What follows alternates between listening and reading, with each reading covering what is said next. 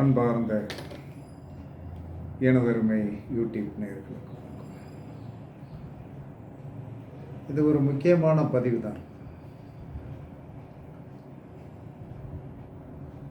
ஒருவருடைய வாழ்க்கையில் என்ன சொன்னாங்க சில நடைமுறைகளை நாம் கடைபிடிக்கலாம். இந்த நடைமுறைகளை யார் ஒருவர் ப்ராப்பர்னஸாக கடைபிடிக்கிறார்களோ அவர்கள் வாழ்க்கையில் வெற்றியடைவார். அது என்ன திதிகள் அப்படிங்கிற ஒரு வெற்றிக்கு உண்டான திதிகள் என்பது 2 தான். அந்த வெற்றிக்கு உண்டான திதிகள் 2 என்பது அமாவாசை, அமாவாசை பௌர்ணமி வெற்றிக்குண்டான திதிகள். அந்த வெற்றிக்குண்டான திதிகளை நாம் சரியாக கடைபிடிப்பதில்லை.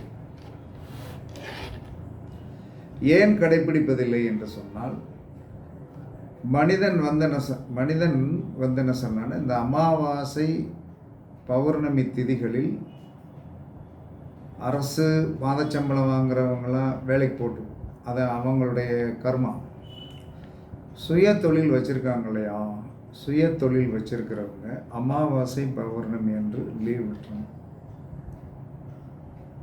உண்மையாகவே லீவ் விட்டுறணும்.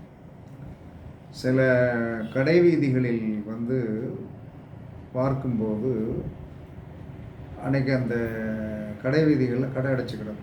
என்ன அப்படின்ட்டு அந்த அன்றைக்கி அமாவாசை அவங்க வேலை செய்ய மாட்டாங்க அப்படின்னு சொல்லக்கூடிய ஒரு ஆதிபத்தியம் ஆதி காலத்தில் இருந்தது. அவங்க நல்லா இருந்தாங்க, எல்லாத்தையும் விட்டாங்க, ஒன்றும் இல்லாமல் போயிட்டாங்க. இப்போ இனிமேல் சுய தொழில் பார்க்கின்றோம். லீவ் போட முடியுமையா என்னால்? மாதத்தில் 2 நாள் நான் லீவ் போடுறேன், அந்த 2 நாளை என்ன சார் நான் வேறு இதுலையாச்சும் அட்ஜஸ்ட் பண்ணிக்கிறேன் அப்படின்னு சொல்லக்கூடியவர்களுக்கு தான் இந்த பதிவு. கண்டிப்பாக இந்த பதிவை யார் ஒருவர் ஆழ்ந்து நாம் வெற்றி பெற வேண்டும், நம்முடைய வாழ்க்கையில் வெற்றி தான் நமக்கு இலக்கு அப்படின்னு நினைக்கக்கூடிய நபர்கள் தயவு செய்து என்ன சொல்லலாம்னா, இந்த நான் சொல்லக்கூடிய சில விஷயங்களை நீங்கள் என்ன சொல்லலாம்னா கடைப்பிடித்தீர்கள் என்று சொன்னால் எல்லா விதத்திலும் நீங்கள் ஒரு பெரிய வெற்றியை பெறக்கூடிய நபராக கண்டிப்பாக வருவீங்க. அதில் எந்தவித மாற்று கருத்துமே கிடையாது. என்ன காரணம் அப்படின்னா, இந்த உலகத்தில் என்ன சொல்கிறாங்கன்னா, வெற்றி பெற தேவையான திதிகள் அப்படின்னு ஒன்று இருக்குது. வெற்றி பெற தேவையான திதிகள் அப்படின்னு சொல்லி ஒன்று இருக்குது. அந்த வெற்றி பெற தேவையான திதிகளை என்ன சொல்கிறோன்னா, நாம் கடைபிடிக்காதனால தான் இவ்வளவு சங்கடப்பட்டோமே தவிர, இல்லைன்னா கண்டிப்பாக நம்ம என்ன சங்கடப்பட்டு இருக்க மாட்டோம். சங்கடப்படுவதற்குண்டான வாய்ப்புகள் கிடையாது. அப்போ நீங்கள் என்ன செய்யணும்னா, அமாவாசை அன்று கண்டிப்பாக எல்லா மனிதனுமே உபவாசம் இருக்கும். அமாவாசை என்பது கடுத்த நாள் என்பார்கள். அந்த அமாவாசை கடுத்த நாளில் என்ன நடக்கும் என்று சொன்னால், ஆண்களுக்கு என்ன சொன்னான்னா, நோய்வாய்ப்பட்டு இருக்கின்ற அந்த நபர்களுக்கு அமாவாசை கழியட்டும்னு சொல்லுவாங்க.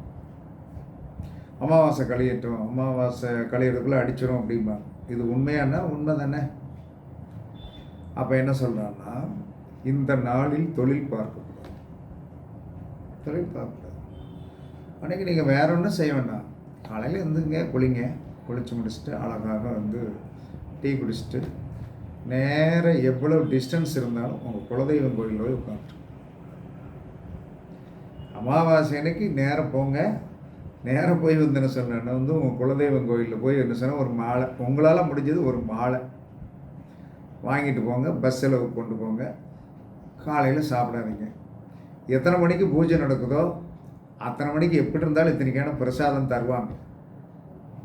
மாதம் போனீங்கன்னா பிரசாதம் தருவாங்க. அதை மட்டும் சாப்பிட்டுட்டு நேராக வீட்டுக்கு வாங்க. வந்துட்டு என்ன சொன்னேன்னா, சமையல் பண்ணி வைக்க சொல்லுங்கள், சாப்பிடுங்க. இதை ஒரு மனிதன் ரெகுலராக செய்யணும்.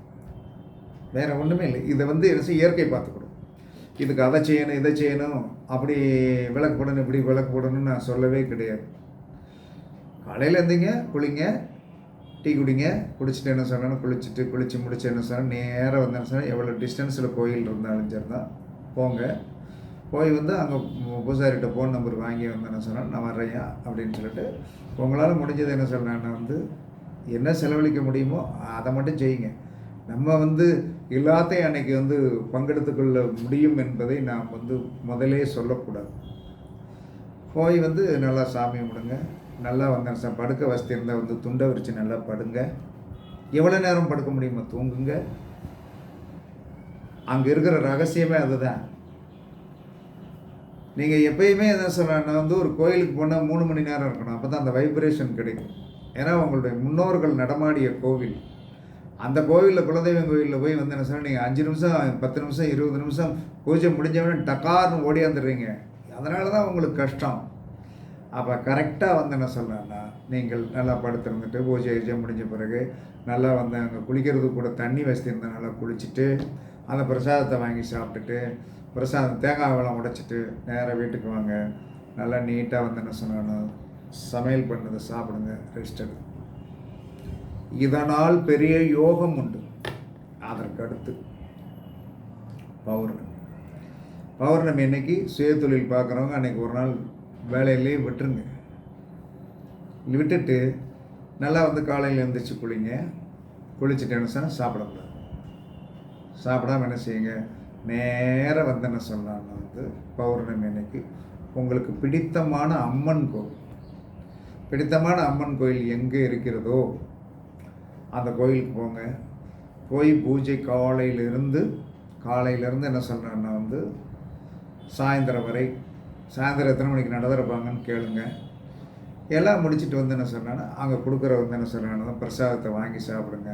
அங்கே படுக்கிறதுக்கு வந்து பக்கத்தில் துண்டை விரித்து படுக்கிறதுக்கு வசதி இருந்தால் அந்த கோயிலில் படுங்க. பூசாரிகிட்ட விவரம் கேளுங்க, பழகி வச்சுக்கிடுங்க. மதியானம் நடை சாத்தப்படுகிறதா இல்லையா? நடை சாத்தப்படும் தான், நடை சாத்தப்படாதுன்னா சொல்லவே முடியாது. அதற்கு தக்கன நம்ம போயிட்டு சாமியை கும்பிட்டுட்டு நீட் பண்ணிவிட்டு தேங்காய் பழம் உடைச்சிட்டு மாலை வாங்கி போட்டுட்டு நேராக வந்தேன்னு சொன்னால் வீட்டுக்கு வந்துடுங்க. சமையல் பண்ணி வச்சுருக்க சொல்லுங்கள். இலை போட்டு அழகாக சாப்பிடுங்க. இது போய் வருவதே வந்து என்ன சொன்னால் சாமி பலம் வந்து உங்களுக்கு அதிகமாகும். பலம்னா உலகத்திலே வந்து அமாவாசையிலும் பௌர்ணமியிலும் தான் வந்து என்ன சொன்னால் பிரபஞ்சத்தோடைய சக்தி வந்து நமக்கு நல்லா கிடைக்கும். பிரபஞ்ச சக்தியை வந்து ஈர்ப்பதற்குண்டான திதிகள் அப்படிங்கிறது தான் இதோடைய ஹெட்டிங்கு. அப்போ இந்த பிரபஞ்சத்தோடைய சக்தியை வந்து கிடைச்சிருச்சுன்னா என்ன ஆகும்னா வந்து என்ன சொன்னா எல்லா தரத்திரமும் ஓடி போயிடும். நம்மளோட தரித்திரத்தை வந்து நாம் உடல் ரீதியாக சேர்த்து வைத்து கொண்டே இருக்கிறோம். அந்த தரித்திரத்தை வந்து விலக்கி கொள்வதற்கு என்ன சொன்னான்னா அமாவாசை என்று குலதெய்வம் கோயிலுக்கு செல்வதும் சரி. சில பேர் குலதெய்வம் கோயில் இல்லையா என்ன செய்யறது அப்படின்னா ஏதாவது ஒரு முருகன் கோயில் எடுத்து, எந்த முருகனாக இருந்தாலும் சரி தான் எடுத்துக்கிடுங்க, போங்க. அம்மன் கோயில் கேட்கவே வேண்டாம். உலகத்தில் வந்து எங்கே வேணாலும் வந்து மாரியம்மனா போங்க, காளியம்மனா போங்க, துர்க்கையா போங்க, எங்கே வேணாலும் போங்க. பௌர்ணமி அன்னைக்கு அம்மன் கோவிலை வழிபட்டு வந்தீர்கள் என்று சொன்னால் அன்றைக்கு அங்கே கிடைக்கிற உணவு மட்டும்தான் சாப்பிடணும். தேவைப்பட்டால் ஒரு இளநீர் குடித்து கொள்ளலாம்.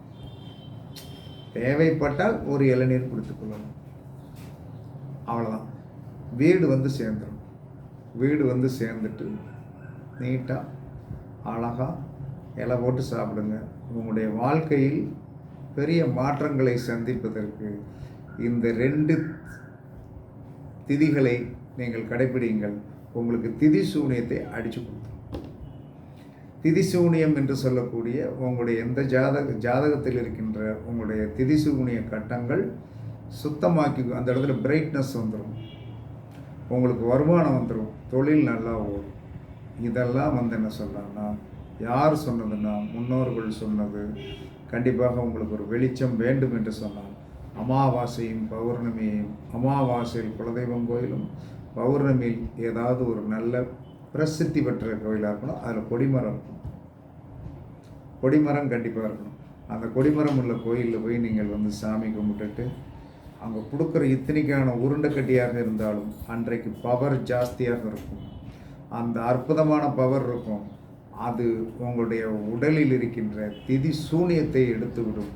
இது உண்மையானா உண்மை. காலம் யாரையும் அதை செய்ய விட மாட்டேங்குது. நம்ம யாருமே அதை செய்வதற்கு தயாராக இல்லை. தயாராக இல்லாமல் என்ன சொன்னான்னா பிரச்சனையை வளர்த்து கொண்டு தீர்ப்பதற்கு வழி தெரியாமல் இருக்கிறோம். பிரச்சனை வருவதற்கு முன்னாடியே தீர்வு இருக்கிறது. எங்கேயும் போக வேண்டாம், நீங்கள் இதை மட்டும் செய்யுங்க. வாழ்க்கையில் மாற்றம் கண்டிப்பாக வரும், வெற்றி வரும், சங்கடங்கள் தீரும். இன்னும் நிறைய ரகசியம் இருக்கிறது. காலம் வரும்போது சொல்கிறேன், கண்டிப்பாக உங்களுக்கு வெற்றி கிடைக்கும் என்று கூறி உங்களிடமிருந்து விடைபெறுவது சிப்பிப்பாறை ஜோதிடர் ஆதி ராகவன் ஜெயபாலாஜி. சுகமே சூழ்க, சுகமே சூழ்க. வாழ்க வளமுடன், வாழ்க வளமுடன். வணக்கம், வணக்கம், வணக்கம், வணக்கம்.